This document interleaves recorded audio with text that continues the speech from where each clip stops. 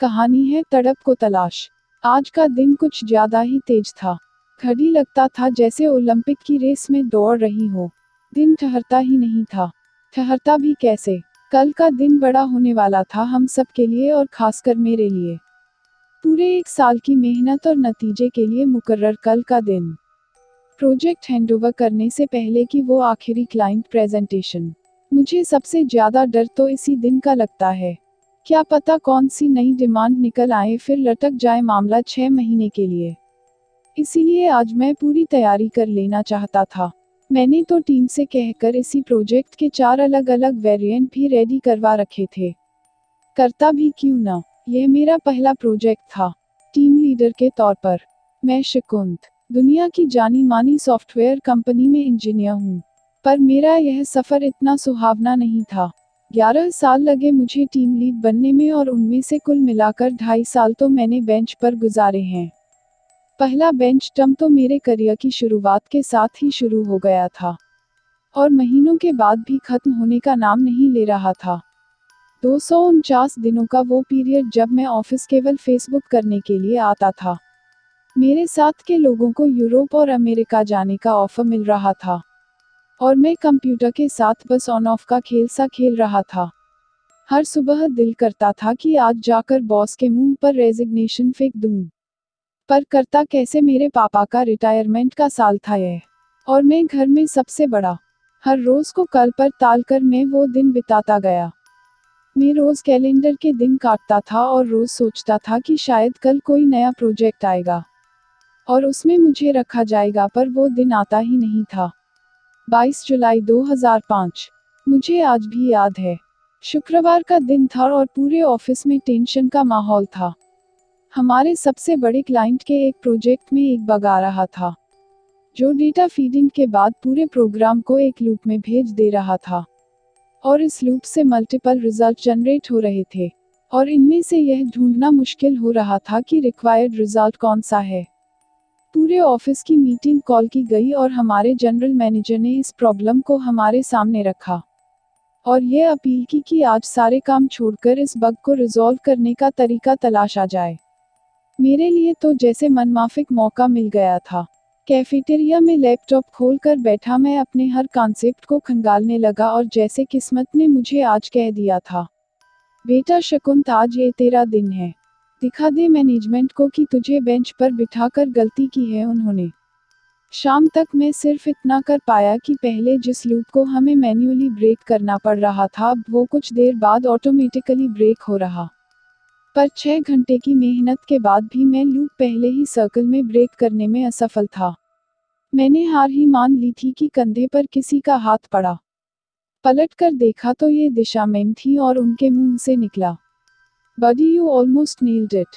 और मैं बस खड़ा होकर उनके चेहरे को देख रहा था। हल्की सुरमई आंखें, चमकीले काले बाल, नाक में वो सुनहले रंग की बाली और ब्लैक जीन्स पर वाइट कुर्ती। हिल सा गया था मैं उनके उस टच से। मुझे पता था कि प्यार पहली नज़र में तो नहीं होता, पर यह अट्रैक्शन से कुछ ज्यादा था। इसके पहले कि मैं कुछ रिस्पॉन्ड कर पाता, उन्होंने मेरा लैपटॉप उठाया और अपने सीनियर को दिखाने निकल पड़ी और मैं चांद सरीखा उनके पीछे पीछे चलता गया। एक टेबल पर जाकर जब ये मेरी रोमांटिक वॉक ब्रेक हुई तो कानों में एक सवाल गूंजा, gentleman, from which project you are? और मैंने कहा, सर, बेंच। मेरा सॉल्यूशन अप्रूव हो गया था और अगले हफ्ते से मैं दिशा मैम वाली टीम का हिस्सा बन गया। प्रभात सर लीड करते थे इस टीम को और हमारा काम था एग्जिस्टिंग और नए प्रोजेक्ट्स में पॉसिबल बग्स ढूंढना। और किस्मत भी सही पलटी की सीट भी दिशा मैम के बगल वाली ही मिली। अब मैं हर रोज उनको देखता, उनसे बातें करता, उनसे हंसी मजाक करता। वक्त बीतने के साथ वो मेरे लिए दिशा मैम से दिशा हो गई और जूनियर सीनियर का ये रिश्ता दोस्ती में बदल गया। दिशा 2 साल सीनियर थी मुझसे, एज में भी और एक्सपीरियंस में भी। इसीलिए मैं कभी आगे नहीं बढ़ पाया था। सच तो यह है कि मैं सिर्फ दोस्त नहीं रहना चाहता था, पर डर था कि दोस्ती की जो थोड़ी सी जगह मैंने दिशा के दिल में हासिल की है कहीं उसे भी खो न दूं। मैं उसके जितना पास था शायद दूरी भी उतनी ही थी, पर मैं खुश था कि वो साथ थी मेरे। उसे निहारना, उससे बातें करना, हंसी मजाक, कैंटीन, चाय, ये सब चलते चलते 2 साल बीत गए। पर मैं अभी भी वही था दोस्त। स्टेट बैंक प्रोजेक्ट के टीम लीड अनिकेत से दिशा की नज़दीकियां बढ़ने सी लगी थी। अब तो हद होने लगी थी कि दिशा अपने टिफिन में 4 पराठे एक्स्ट्रा लाने लगी थी। उस अनिकेत के लिए मैं क्या करता, बस जला करता था बैठे बैठे। जी तो करता था उस कमीने अनिकेत पर अपनी बाइक चढ़ा दूं, पर अनिकेत कार वाला था। कबाड़ा होता तो मेरी बाइक का ही होता।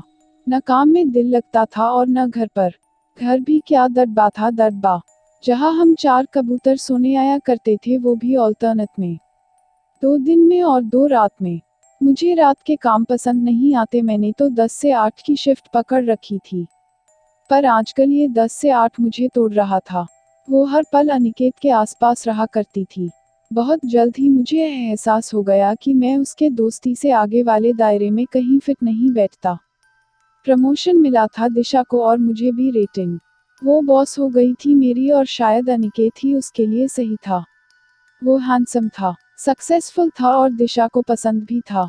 मैंने धीरे धीरे इस दोस्ती के रिश्ते को बॉस और एम्प्लॉय के रिश्ते में तब्दील कर लिया। एक सुबह मैं ऑफिस पहुंचा तो दिशा पहले से बैठी थी। मैंने गुड मॉर्निंग दिशा मैम कह दिया। वो फट सी पड़ी। शकुंत, व्हाट्स रॉन्ग विद यू? कई दिनों से देख रही हूँ तुम्हारा एटीट्यूड। जब से मेरा अप्रेजल आया है तब से मैं नोटिस कर रही हूँ कि तुम मेरी प्रमोशन से खुश नहीं हो। तुमको भी रेटिंग भी मेरी वजह से मिली है, नहीं तो बॉस तो सी देने वाले थे। मैं धम से कुर्सी पर बैठ गया। जबान बंद हो गई थी मेरी, तो या यूं कहूँ आज दिशा ने मेरी बोलती बंद कर दी। इतना खराब काम था मेरा कि मैं भी डिजर्व नहीं करता था। मैंने दिशा की तरफ देखा। उसकी नज़रों में आई डोंट केयर वाली फीलिंग थी। मेरा बर्थडे था आज। पिछले 3 सालों में दिशा ने हर बार मुझे 12 बजे फ़ोन करके विश किया है। पर इस साल शायद वो भूल गई या फिर याद ही नहीं करना चाहती थी। दूरियां बढ़ने लगी थी और काम को छोड़कर किसी और बात के लिए कहीं कोई जगह नहीं बची थी। मैंने भी कहीं ना कहीं खुद को समझाया कि इस इश्क ने मुझे कभी कुछ दिया नहीं है, बस छीना है। अब मैं सिर्फ अपने करियर पर ध्यान लगाना चाहता था। दिशा भी आजकल बुझी बुझी रहा करती थी। अनिकेत दूसरी कंपनी में चला गया था और दूसरी सिटी में भी। मेरे लिए फिर से एक मौका था, पर मैं दोबारा जलील नहीं होना चाहता था। शुक्रवार का दिन था। डैड का फोन मेरे सेल फोन पर बजा। खबर अच्छी नहीं थी। माँ का ऑपरेशन था, ट्यूमर का। मैंने 1 हफ्ते की छुट्टी लगाई और घर चला आया। मैं और डैड बारी बारी से हॉस्पिटल में रहा करते थे। डैड को जब माँ के लिए इतना परेशान होने के बावजूद खुद में बंधे और एक बड़े पेड़ की तरह खड़े देखा तो समझ आया कि प्यार हिम्मत देता है, तोड़ता नहीं। प्यार का सही मायना मैंने आज समझा था और सोच रहा था जब वापस जाऊंगा तो दिशा को भी बताऊंगा। उससे फिर से दोस्ती करूंगा। क्या हुआ जो वो मेरी नहीं है, पर मैं तो उसका हूं ना। मैं उसकी खुशी में हंसना चाहता था, उसके गमों में रोना चाहता था। माँ का ऑपरेशन सही हो गया था और मैं वापसी की तैयारी में था। बीमारी के बाद भी माँ का वो प्यार कम ही नहीं होता था। अचार, पापड़, साबुत मूंग, चने और न जाने क्या क्या। मैं मना भी क्यों करता, आखिर माँ है वो मेरी। उसका वो हक क्यों छीनता मैं। पर दिल करता था कि बोल दूं कि माँ मैं जंगल में नहीं रहता। सिर्फ एक पिट्ठू में लैपटॉप और 2 जोड़ी कपड़े डाल के घर आता हूँ और 3 बैग लेकर वापस जाता हूँ। पर अच्छा लगता है। बस अच्छे नहीं लगते तो माँ के वो आंसू जो मेरे गली छोड़ने के बाद उनकी आंखों में आ पड़ते हैं। डैड मुझे सब बता देते हैं। मैं सुबह 9:45 पर ऑफिस पहुंच गया था। सोच रहा था आज जैसे ही दिशा आएगी उसे एक स्माइल पास करके गुड मॉर्निंग बोलूंगा। नई सी सुबह लग रही थी और नई सी शुरुआत करने का एकदम सही मौका। सब लोग आए पर दिशा नहीं आई। इससे पहले कि मैं किसी से कुछ पूछता कि ड्रॉ में पड़ा वो लाल रंग का शादी का कार्ड दिखा। अनिकेत वेड्स दिशा। और तारीख भी कल ही निकली थी। अब दिशा नहीं आने वाली थी। मेरी शुरुआत यहीं खत्म हो गई थी। पर जाने क्यों लगता था कि जिंदगी कभी न कभी तो मुलाकात कराएगी। वक्त बीत गया, मैंने 2 कंपनी स्विच करी। और आज 11 साल के बाद मैं टीम लीडर हूँ। अभी तक की सारी ब्रीफिंग मेरे क्लाइंट डीएमएस के मैनेजर और मेरी टीम के बीच थी। बट आज डीएमएस कंपनी का मालिक खुद आने वाला था। I was a bit excited but very much nervous. 2 बजने में अभी भी 1.5 घंटे का टाइम था। जब सोचता था कि थोड़ा टाइम और मिले तो दिन ऐसे गुजरते गए कि हवा तक नहीं लगी। और आज जब मैं घड़ी से बोल रहा था कि नामुराद जल्दी चल तो ऐसा लग रहा था जैसे मुझे मुंह चिढ़ा रही हो। काम पूरा हो चुका था। मैं अपने एक सब ऑर्डिनेट और मैनेजर के साथ प्रेजेंटेशन रूम में था। बाहर से मेरी टीम मुझे थम्स अप दे रही थी। तभी दरवाज़ा खुला और मेरे क्लाइंट के मैनेजर ने सबसे पहली एंट्री मारी और फिर 2 बाउंसर। उसके बाद जो हुआ मुझे यकीन ही नहीं हुआ। ये पल के लिए तो यह बस एक ख्वाब सा लगा। घड़ी रुक गई। मेरे माथे की शिकन गायब सी हो गई और माहौल में ताजगी सी लगने लगी। मेरी क्लाइंट पर्पल रंग की बेहद खूबसूरत साड़ी में दिशा थी। पर उसने तो ऐसे बिहेव किया जैसे मुझे जानती ही न हो। शायद अब तक नाराज है मुझसे। और वैसे भी अब एक कंपनी की मालिक हो चुकी है। सही हुआ ना अनिकेत ने इसके लिए एक कंपनी खड़ी कर दी। मैं होता तो इतने सालों में शायद एक कार भी मुश्किल से खड़ी कर पाता। मैंने भी पूरे प्रोफेशनलिज्म के साथ प्रेजेंटेशन दी और कोई कसर नहीं छोड़ी अपनी क्लाइंट को खुश करने में। प्रेजेंटेशन खत्म हुई। मैं बस दिशा के चेहरे को ही देख रहा था। हल्की सी एक्सेप्टेंस की स्माइल और कुछ सेकंड्स की क्लैप के साथ दिशा ने अपने मैनेजर से कुछ कहा और कमरे से निकल गई। मैं हैरान था कि कैसे लोग बदल जाते हैं वक्त के साथ। वैसे भी कंपनी की मालकिन है, रंगबाजी तो होगी ही। मुझे क्या, मैंने अपना काम खत्म किया और अच्छे से किया। मेरी पूरी टीम बहुत खुश थी। मेरे पहले प्रोजेक्ट का LOI साइन हो रहा था। हर चेहरे पर मुस्कुराहट थी, सिवाय मेरे। मैं चाह कर भी खुद को इस बात के लिए मना नहीं पा रहा था कि वक्त बदल चुका है। दिशा बदल चुकी है। कुछ दिन लगे मुझे दोबारा एडजस्ट होने में, पर फिर से सब कुछ वैसा ही था जैसा उस प्रेजेंटेशन के पहले था।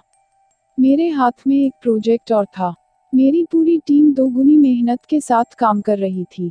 तभी पियून ने एक लिफाफा हाथ में थमाया। एक लॉजिक में बिजी होने की वजह से मैं वो लिफाफा ड्रॉअर में डाला और भूल गया। हफ्तों बीत गए, उस लिफाफे का मुझे कोई भी ध्यान ही नहीं था। मैं अपने घर पर बैठा टीवी पर कुछ इंटरेस्टिंग तलाश रहा था कि मेरे सेल फोन पर मैसेज आया। Are you not interested? You even didn't reply against my offer. Number unknown था। कैसा ऑफर और कैसा इंटरेस्ट। यही सोचते सोचते मैं नंबर को ट्रू कॉलर पर सर्च किया तो जवाब मिला, दिशा मैडम। मैं घबराहट से पसीने पसीने हो गया था। आखिर दिशा ने मुझे कब और कैसा ऑफर दिया। उस दिन तो उसने मुझसे बात भी नहीं की। सोचते हुए मुझे उस लिफाफे का ख्याल आया। रात का 12 बज रहा था। दिल में तो आया कि अभी जाऊं और उस लिफाफे को ले आऊं। मैं पूरी रात नहीं सोया और अगले दिन से 8 बजे ही ऑफिस में अपनी डेस्क की दराज में रखे उस लिफाफे को खंगालने लगा। लिफाफा DMS यानी दिशा की कंपनी से था। खोला तो पता चला कि उसमें ऑफर लेटर था DMS में GM का। मेरे तो मानो रोंगटे से खड़े हो गए। ऑफिस शुरू होने में अभी भी 1.5 घंटे बाकी थे। मैं भागा, कार में बैठा और DMS के ऑफिस की तरफ बढ़ लिया। एक अच्छा रेपुटेड ऑफिस, अच्छी खासी बिल्डिंग और बोर्ड ऑफ डायरेक्टर्स में अनिकेत का नाम तक नहीं। मैंने रिसेप्शन पर जाकर अपना इंट्रोडक्शन दिया और दिशा से मिलने का वक्त मांगा। जैसे ही भीतर फोन गया, दरवाजे खुल गए मेरे लिए। मैं हल्के कदमों से बढ़ता हुआ दरवाजे तक गया और नॉक करके बोला, मे आई कम मैडम। दिशा मुस्कुरा दी। मैं भीतर आ गया। बैठने का इशारा और फिर उसने वक्त के पन्ने पलटने शुरू किए बिना किसी शिकवे के।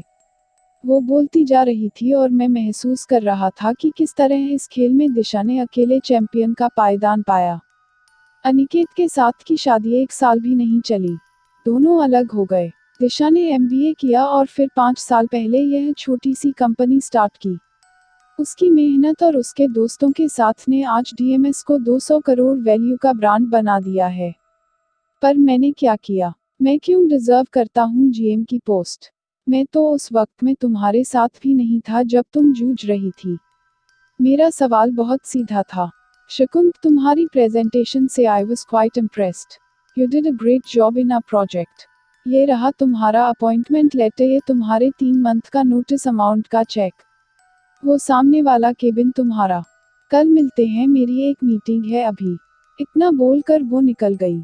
मैं चुपचाप बैठा बस उन कागजों को निहार रहा था। उठा, दरवाजे की तरफ बढ़ा और अपने होने वाले केबिन को निहारने लगा। यूं ही भीतर चला गया। एक कोने में लगभग 4 साल पुरानी नेम प्लेट रखी थी और उस पर लिखा था, शकुंत सलूजा, जनरल मैनेजर। वक्त मेरे हाथों पर से गुजर गया और एहसास हुआ कि मेरे बीते हुए वक्त के धागे दिशा के हाथ में थे और उसकी तड़प को हमेशा से तलाश थी मेरी।